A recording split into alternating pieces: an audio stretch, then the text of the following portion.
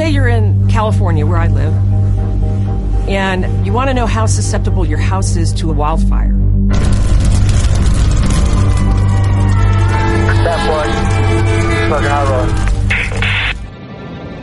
So we put sensors, like our eyes, on satellites.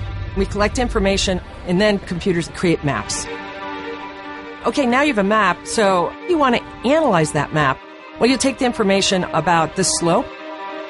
Are you on a dead-end street? Do you have a lot of fuel around your house? You put all of that information into a computer, and it can tell you how at risk you are for losing your home to a wildfire.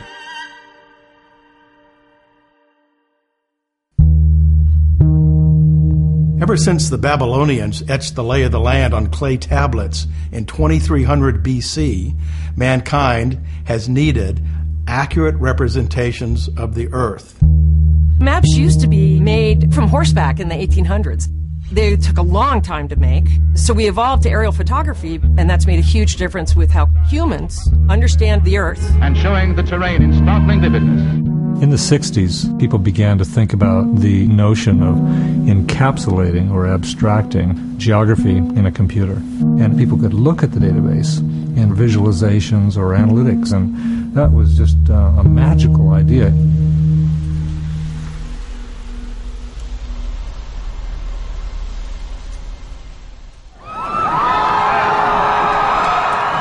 I, Barack Hussein Obama, do solemnly swear that I will preserve, protect, and defend the Constitution of the United States. So help you God? So help me God. Congratulations, Mr. President. The Obama campaign took to a new level their use of technology with respect to mapping.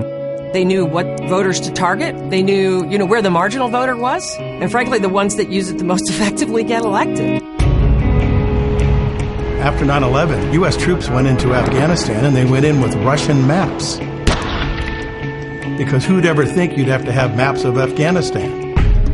Geospatial intelligence has become really the foundation for just about anything that happens in the military. It has to do with understanding in a very time-sensitive fashion things that may be developing in different parts of the world.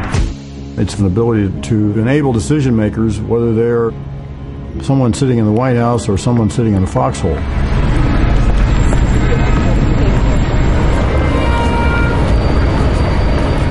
More than half the world's population now lives in urban areas. 13 of the 20 largest cities are on coastlines. So how do you model in the potential rise of sea level because of climate change? We simply could not know how the Earth works without geospatial technologies telling us where things are, how they're related, how it's put together to tell us the story of what really is happening. With a clear mandate to protect innocent life. The conflict in Darfur is over 5 years old now. Somewhere around 400,000 people have died. We wanted to go to the place, collect testimony, take photographs. The Sudanese government had very little interest in having us on the ground. So we purchased satellite imagery, and we saw whole villages destroyed. We took those images to the Sudanese government to let them know that people around the world were watching these villages remotely.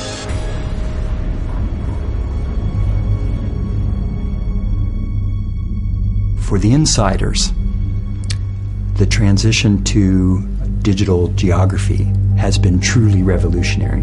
That we can navigate our world with much greater confidence than we could have before. It's changed the science agenda, it's changed the technology, it's created new occupations. But for those outside who may not even be aware that there is a field called geospatial, it has made geography ordinary, which is the most revolutionary thing of all.